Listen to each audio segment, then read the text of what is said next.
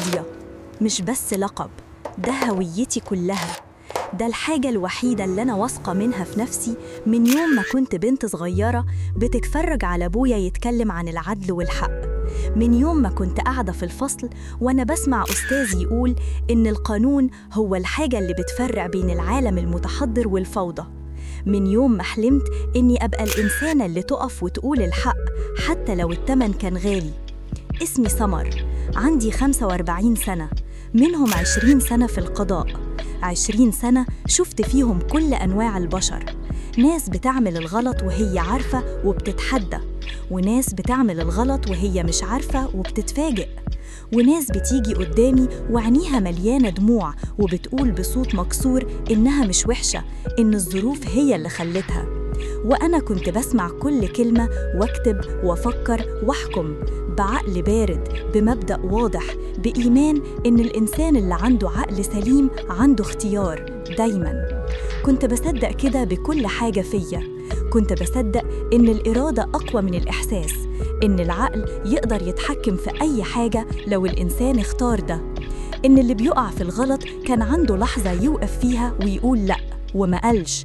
كنت بصدق إن الضعف الإنساني ده لازم يتحمله صاحبه ويواجهه مش يمشي معاه.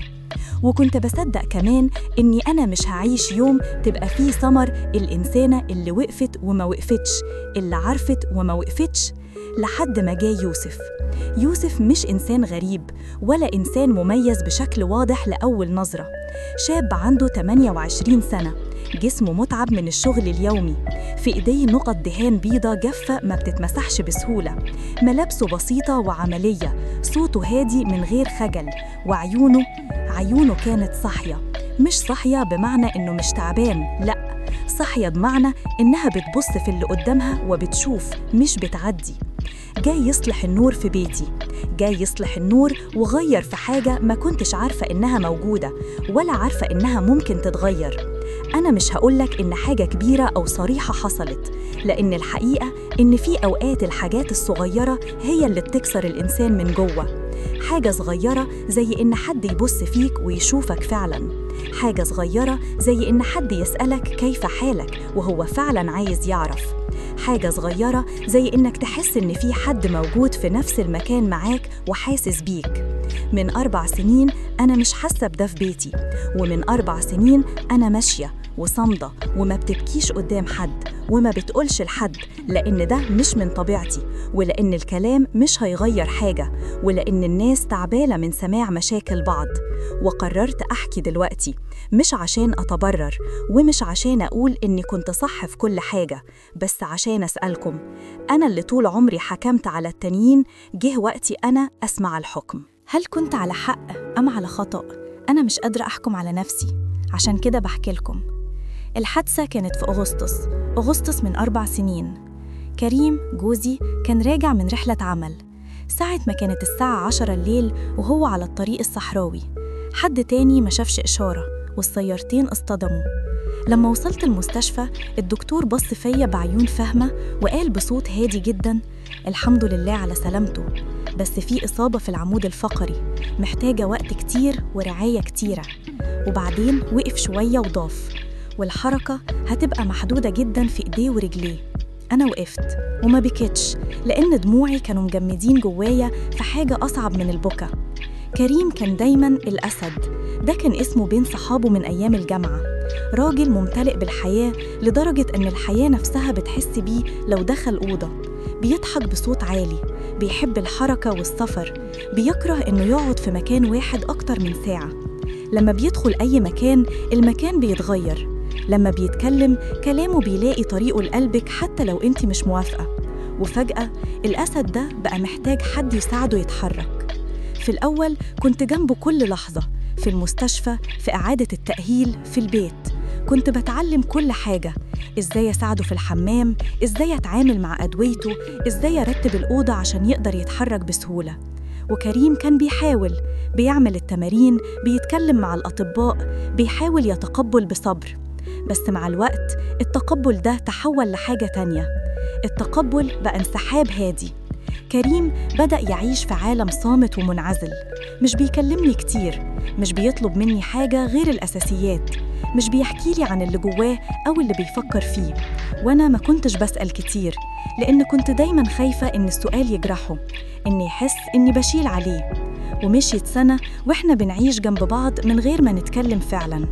وفي الشغل أنا كنت لازم أبقى مستشارة سمر، الإنسانة القوية الحازمة اللي بتتخذ قرارات صعبة بعيون صاحية. ناس كانوا بيقولوا الحمد لله ربنا اداكي قوة يا سمر، وكنت ببتسم وبقول الحمد لله. ومفيش حد عارف إن الليل لما برجع البيت كنت بحس إن البيت مش بيتي، إن في جدران وأثاث وحياة من غير حياة.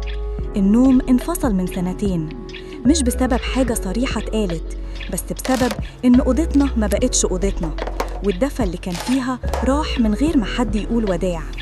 كنت بصحى كل صبح وأجهز نفسي للمحكمة واشتغل ساعات طويلة، وبرجع البيت وكريم بيديلي إشارة أو يقول جملة، وأنا بعمل اللي محتاجه وبروح أنام في أوضتي. وكل يوم زي ده تقريباً. الوحدة مش بس غياب الناس، الوحدة أصعب من كده. الوحدة هي لما بتبقى في مكان فيه ناس وبتحس إنك وحدك، لما مفيش حد شايف اللي جواك، لما مفيش حد بيسألك إزيك فعلاً، وكلمة فعلاً دي بتفرق كتير. كنت بخرج مع صحبات من وقت للتاني، وكانوا بيسألوا عن كريم، وأنا بقول بخير الحمد لله، وكانوا بيقولوا ربنا يشفيه، انتي قوية جداً يا سمر. وكنت بشكرهم وببتسم، وجوايا بقول لنفسي مش قوية، بس مش عارفة أبكي قدام حد. مرت سنة، مرت 2 سنين، مرت 3، مرت 4، وأنا ماشية وما اتكلمتش وما بكيتش قدام حد، لحد ما وصل يوسف. المشكلة الكهربائية بدأت في يناير. صحيت يوم الاثنين الصبح والإضاءة في الصالة خرجت فجأة. في الأول فكرت إنها مجرد لمبة بايظة، غيرتها ورجعت اتعطلت. جبت عامل صيانة عادي، حاول وفشل، وقال إن المشكلة في اللوحة الكهربائية الرئيسية وإنها محتاجة متخصص. اتصلت بشركة الكهرباء اللي بتتعامل مع البيت من سنين، وبعت الشركة يوسف. الساعة كانت 9 الصبح بالظبط لما رن الجرس، وقمت وفتحت الباب، وكان واقف قدامي. مش هقولك إن حاجة غريبة حصلت في اللحظة دي، لأن مفيش، كان واحد جاي يشتغل. بس لفت نظري حاجة صغيرة، إن عيونه كانت مختلفة عن عيون ناس كتير بيجوا البيت. ناس كتير بيجوا وفي نظرتهم إحساس روتيني مشتاق عايز يخلص. يوسف بص فيا بنظرة مباشرة وواثقة ومحترمة وقال: صباح الخير يا مدام، أنا يوسف من شركة النور، جيت أشوف موضوع اللوحة الكهربائية. قلت له يدخل، وهو دخل ومشي مباشرة ناحية الصالة، ووقف قدام اللوحة الكهربائية ووضع شنطته الأدوات على الأرض، وبدأ يفتح اللوحة ويشوف بعيون متركزة.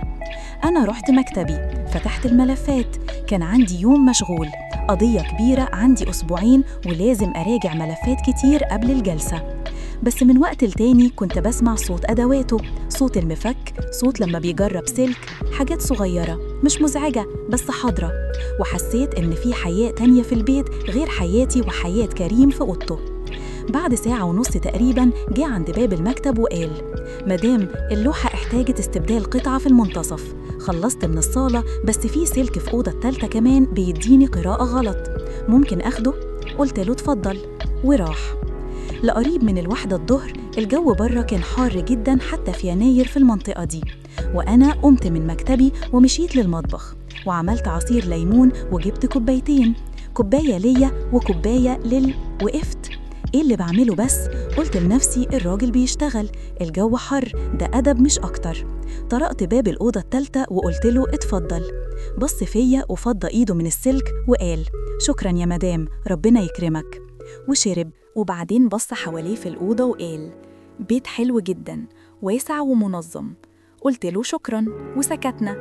اللحظة دي ما كانتش فيها حاجة كبيرة، بس أنا حسيت بحاجة، إن في حد بيكلمني، مش عن ملف، مش عن موعد طبي، مش عن دواء، بيقول بس كلمة إنسانية عادية: بيت حلو. حاجة بسيطة جدا بس لقيتها مختلفة. رجعت مكتبي ووضعت الكوباية على المكتب وقعدت. يوسف خلص كل شغله 1:10 جاي يقول لي إن في سلك تاني في الدور التاني، بس محتاج يرجع بأدوات مختلفة وهيجي تاني يوم. قلت له تمام، اتصل قبل ما تيجي، وراح. وفضل اليوم عادي، وأنا رجعت للملفات والقضايا. جاء يوسف تاني يوم وخلص من السلك في الدور التاني وراح. وأسبوع فات وأنا اللي رنيت، قلت للشركة إن في مشكلة في إضاءة الجنينة الخارجية، إن نقطة ضوء في الجنينة بتتأخر في الإضاءة وأحياناً بتبرق. وطلبت يوسف تحديداً، قلت إنه شاف اللوحة ويعرف الوضع في البيت ويعرف الأسلاك. جاء يوسف في نفس اليوم، خرج في الجنينة، فحص واحد واحد، وبعد تلت ساعة رجع وقال لي مفيش مشكلة كبيرة يا مدام، في سلك قديم شوية بس لسه شغال، ممكن مع الوقت يسبب مشكلة، هبدله عشان نبقى مطمنين وما تتفاجئيش. قلت له تمام شكراً، وقعد يشتغل في الجنينة وأنا قعدت على الكرسي اللي في الأوضة المطلة على الجنينة وشغلت شغلي. بس من وقت لتاني كنت بشوفه من الشباك وهو بيشتغل. يوسف من النوع اللي بيشتغل بتركيز وبدون كلام زيادة، بيحب إن الشغل يتعمل صح. لما خلص وقفت وجبت له عصير وقعدنا في الجنينة على الطاولة الخارجية واتكلمنا كلام عادي عن الجو، عن إن يناير في البلد ده مش بارد قد كده، عن إن الحدايق محتاجة اهتمام كتير في الصيف. وراح. وبعد أسبوعين رنيت تاني، المرة دي قلت إن إضاءة المطبخ بتخفت أحياناً لثواني وبعدين بتعود. جاء يوسف شاف، قال لي إن في مشكلة بسيطة في المفتاح نفسه وعملها في 10 دقايق، وفضل عندي تقريباً ساعة وربع. اتكلمنا أكتر المرة دي وعرفت إن عنده 3 إخوات، أبوه راح من 7 سنين والموت جاء مفاجئ، وهو الكبير وبقى المسؤول، وبيشتغل من أول ما اتخرج من الثانوي عشان يساعد أمه وإخواته، وفي نفس الوقت بيدرس في الليل في معهد هندسي، عنده 2 ويخلص. قلت له ده تعب كبير جداً. قال الحمد لله، الواحد لازم يمشي في الحياة مهما كانت الظروف. وفي صوته إحساس مش تعب، إحساس إنسان اختار يمشي وما وقفش وراح. وأنا بعد ما راح لقيت نفسي بفكر فيه، مش بطريقة غريبة بس بطريقة إنسان شايف إنسان تاني بيكافح وبيحترمه. الأسبوع الرابع رنيت 3 مرة، وفي المرة دي أنا كنت عارفة في قرار نفسي إن مفيش مشكلة حقيقية. اخترعت صوت غريب في السقف، ممكن يكون من الكهرباء. يوسف جه وفتش وقال ده مش كهرباء، ممكن مجرى هوا أو حاجة في الجدار، وراح. وأنا فضلت واقفة في الصالة بعد ما راح الباب واتقفل، وقلت لنفسي بصوت خافت جداً إيه اللي بتعمليه يا سمر؟ بس ما ردتش على السؤال ده. وبعد أسبوع رنيت تاني، وبقى ده روتين، كل أسبوع أو أسبوعين في مشكلة، ويوسف بيجي وبيشوف وبيشتغل ونتكلم شوية وبيروح. وأنا بعد كده بحس بفراغ صغير، مش فراغ كبير بس فراغ، زي لما نور صغير بيطفى. كنت بقوله كل مرة شكراً يا يوسف، وهو بيقول ربنا يكرمك يا مدام ويمشي. وأنا ببقى قاعدة. في الشهر التاني من الزيارات دي بدأت أعرف عنه أكتر، كل زيارة كانت بتضيف حاجة صغيرة لصورته عندي. عرفت إن إخواته الصغيرين ذاكرين كويس في المدارس وده بيسعده جداً. عرفت إنه بيحب طبخ أمه جداً وخصوصاً الملوخية بالأرانب. عرفت إنه بيحلم يوم من الأيام يفتح شركة هندسية بتاعته. عرفت إن يوم وفاة أبوه كان فيه امتحانات وهو راح الامتحان عشان الواجب لازم يتعمل، وكان جواه جبل من الألم. كل حكاية كانت بتقولهولي أكتر كإنسان، وكنت بسمع وبحس دفى الإنسان اللي شايف إنسان تاني حقيقي قدامه. مرة سألني أنتي شغلة بالك بإيه النهاردة؟ أنا شايفك مش مرتاحة. ووقفت لأن ده سؤال ما سمعتوش في بيتي من زمان. قلت له يوم صعب في المحكمة، قضية فيها ناس كتير والموضوع متشعب. قال في قضية صعبة دايماً تقيلة، بس أنتي من النوع اللي بيتعاملوا مع الأمور بعقل، ده باين. وسكت لثانية، مش مديح كبير بس في حد شايفني، في حد بيقول كلمة فيها ملاحظة حقيقية عني. وبدأت أحس إن زياراته مش بس بتكسر الروتين، بدأت أحس إنها بتملى حاجة صغيرة في داخلي، حاجة ما كنتش عارفة إنها فاضية لحد ما بدأت تتملى. وكنت بخاف من الإحساس ده. كنت كل ليلة بقول لنفسي قبل ما أنام سمر أنتي قاضية، أنتي أكبر منه ب17 سنة، أنتي متجوزة، أنتي بتبني حاجة في دماغك ملهاش أساس في الواقع، وقفي. بس الإحساس ما كانش بيسمع. مرة يوسف جا وأنا تعبانة من المحكمة، كان يوم صعب جداً، قضية فيها طفلة وأهله قرار مؤلم، وأنا خرجت استقبله وفي عيني حمرة ما لحقتش أخبيها كويس. هو شاف وقال خير يا مدام، أنا غلطت وقت؟ قلت له لأ، كل حاجة تمام. قال لي مش لازم تقولي تمام لو مش تمام، أنا مش محتاج تشرحيلي، بس مش لازم تقولي غلط. وسكت، وهو ما اتغلش، قال آسف لو تقلت عليكي، أنا رايح أشتغل، ومشى. وأنا فضلت واقفة ثواني وحسيت بحاجة في صدري، إن حد واحد في اليوم ده شاف إن في حاجة مش تمام وقالها، وما طلبش تفاصيل وما حكمش، بس شاف. وفي نفس الليل ده كريم ما سألش، وأنا نمت وأنا بفكر في الفرق ده. في يوم من أيام فبراير طلبته يصلح نقطة إضاءة في سقف المدخل الكبير. المدخل الرئيسي للبيت فيه سقف عالي جداً، تقريباً 4 متر ونص، لمبة كبيرة في المنتصف. اللمبة بقت تبرق أحياناً، والحقيقة إني عارفة إن اللمبة محتاجة مجرد تبديل، بس محتاجة حد يعلى على سلم كبير. يوسف جاب السلم الكبير وبدأ يجهز، وأنا قلت له إني همسك السلم من تحت عشان يثبت. وقف السلم وبدأ يصعد، وأنا وقفت جنبه بإيدي على جانبي السلم. كان بيشتغل فوق في السقف، وأنا كنت واقفة تحت ببص فوق أحياناً عشان هشوف إيه اللي بيعمله، وأحياناً تاني ببص في البلاط. نزل خطوتين وبص ليا من فوق وقال: مدام، ممكن تمسكي طرف السلك ده ثابت عشان ما يتحركش وأنا بعمل التوصيل. ومديلي طرف سلك أزرق ومسكته، وبدأ يشرح لي: السلك الأحمر ده بيروح على المفتاح، والأبيض ده الأرضي، والأزرق ده الفاز. أنا محتاج تمسكي الأزرق ده من غير ما يتحرك. وأنا مسكت وهو اشتغل، وفي لحظة نزل خطوة أخرى وقال: لا مش كده، الزاوية مش صح. وحط إيده على كتفي وهو يوريني أقوم أوقف أزيد شوية. كده مش كده، أيوة كده تمام. إيده على كتفي ل3 ثواني، 4 على الأكتر، بس ال3 ثواني دي أنا جسمي اتجمد، مش من خوف، مش من دهشة، من حاجة تانية خالص، من حاجة كنت ناسياها من كتير. إن في دفء إنسان قريب مني، إن في إيد بشرية حقيقية على كتفي، إن في حد موجود. ثواني بسيطة بس جسمي ما اتحركش، وفي الثانية دي حسيت بنظرة. رفعت عيني ببطء وبصيت على طرف الصالة، وكريم كان هناك. كريم كان في الكرسي المتحرك خارج من أوضته، ربما كان رايح المطبخ أو عايز حاجة، وواقف وعيونه علينا، عيونه شايفين إيد يوسف على كتفي والمسافة القريبة بينا. وأنا ما لقيتش حاجة أقولها. يوسف حس بالصمت المفاجئ، بص حواليه وشاف كريم، وفي ثواني قليلة نزل من السلم وقال بصوت هادي ومحترف: خلصت من الجزء الرئيسي يا مدام، هخليها تشتغل وهروح أجيب بقية الأدوات تاني مرة. ولم شنطته بسرعة هادية وقال: سلامتكم، وراح. الباب الخارجي اتقفل، وأنا وكريم فضلنا في الصالة. الصمت كان تقيل، وبعد دقيقتين كريم دار الكرسي ببطء وراح أوضته ولا قال حاجة. وأنا فضلت واقفة في المدخل لوحدي مع سلك أزرق في إيدي. فضلت في مكاني نص ساعة، ما قدرتش أتحرك، ما كنتش بفكر في حاجة واضحة، بس كنت بحس بإحساس إن حاجة ما اتكشفت، مش حاجة عملتها، بس حاجة كانت جوايا وانكشفت. الكشف ده كان مؤلم بطريقة غريبة، مش لأني خفت من كريم، بس لأني وقفت قدام نفسي وشفت إني من شهرين بفبرك أسباب لزيارات، شفت إني بستنى يوسف، شفت إني ببتهج لما بسمع صوت أدواته في البيت وبيحس بفراغ لما يروح. وعرفت إن ده مش صداقة بسيطة، مش مجاملة، ده كان بحث عن حاجة مش موجودة في بيتي. والبحث ده مش اللمسة، ده كان الخيانة الحقيقية. بعد ساعة قمت ورحت أوضة كريم. الباب كان نص مفتوح، دفعته ودخلت. كريم كان قاعد في الكرسي المتحرك بيبص في الشباك، في الجنينة، في الجو اللي بره. قلت له بصوت هادي: يا كريم. ما ردش. قلت له تاني: يا كريم، أنا محتاجة أتكلم معاك. بص فيا ببطء، عيونه ما كانوش غضبانة، ما كانوش حزينة بالطريقة المعتادة، كانوا تعبانة من جوه، تعب قديم. قال: مش محتاجة تشرحي حاجة يا سمر. قلت له: كريم، مفيش حاجة حصلت، أنا بقولك. قال: أنا عارف، شايف. وسكت. وبعدين قال: بس برضو أنا عارف إنك تعبانة من زمان، مش من النهاردة، من قبل النهاردة بكتير.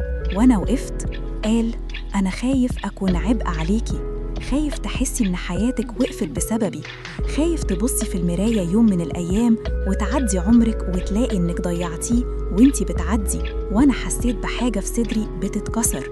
قلت له: كريم، أنا ما فكرتش في ده ولا ثانية. قال: بس حاسة بوحدة، أنا عارف كده، وما عرفتش أكون معاكي فيها لأن أنا برضو غرقان في وحدتي ودموعه نزلت، وأنا شفت كريم يبكي للمرة الأولى من سنين كتير. كريم اللي دايماً قوي، الأسد. وأنا ما قدرتش أمسك نفسي وبكيت. بكينا الاتنين لأول مرة من سنين في أوضة واحدة معاً. وبعد فترة هو مد إيده وأنا مسكت إيده، والإيدين اتمسكوا. مش حاجة دراماتيكية، بس لمسة، أول لمسة حقيقية بمعنى من زمان طويل. من يومها ما طلبتش يوسف تاني، مش لأن كريم طلب مني، ومش لأني خفت، بس لأني فهمت إن اللي كنت بدور عليه عند يوسف كان ممكن أدور عليه في بيتي لو حاولنا، لو فتحنا الباب اللي الاتنين كنا خايفين منه. أنا وكريم بدأنا تكلم حقيقي، مش سهل، مش من غير دموع ومش من غير ودع، بس حقيقي. حكالي كريم إنه من يوم الحادثة حاسس إنه ما بيستاهلش، إن الراجل اللي ما بيتحركش تمام ما بيستاهلش إن زوجته تفضل معاه، وكان بيبتعد عشان يسهل عليا أنا قرار الرحيل لو جاي يوم وأنا تعبت. وأنا حكيت له إني ما فكرتش في الرحيل ولا لثانية، بس كنت بموت من الوحدة، ومعرفتش أقوله لأني كنت خايفة أجرحه أو أحسسه إنه سبب. والكلام ده كان أصعب من أي كلام قلته في حياتي، حتى في المحاكم. مش عارفة هنوصل فين، مش عارفة لو الجرح هيتصلح بالكامل، لأن الزمن بيعمل حاجات في الناس. بس دلوقتي في حاجة اتغيرت، في حاجة بدأت، وأنا بحكي لكم الحكاية دي مش عشان أتبرر، ومش عشان أقول إني كنت صح في كل حاجة، بس عشان أقول لكم إن القضية دي اتعلمت حاجة مش في أي كتاب قانون، إن الوحدة حقيقية، وإن الجوع العاطفي حقيقي، وإن الإنسان لما بيدور على دفى في غلط مكان مش دايماً بيكون وحش، أحياناً بيكون بس محتاج. وكنت محتاجة، واللحظة بحثت عن ده في غلط مكان. طول عمري كنت بحكم على الناس اللي قالوا الظروف خلتني، وكنت بفكر عندك اختيار دايماً. دلوقتي مش متأكدة خالص، مش لأني بتبرر لنفسي، بس لأني فهمت إن في فرق كبير بين الحكم على الفعل والحكم على الإنسان، وإن القانون يقدر يحكم على الأول، بس التاني ده محتاج قلب. هل كنت على حق أم على خطأ؟ انتوا اللي تحكموا. أنا قلت كل حاجة، ما خبيتش حاجة، لأن اللي طلبوا منكم يحكموا لازم يعرفوا كل شيء أول. قولوا رأيكم في التعليقات، هل كنت صح ولا غلطانة؟ وهل في موقف زي ده كنتوا هتعملوا إيه؟ هل كنت على حق أم على خطأ؟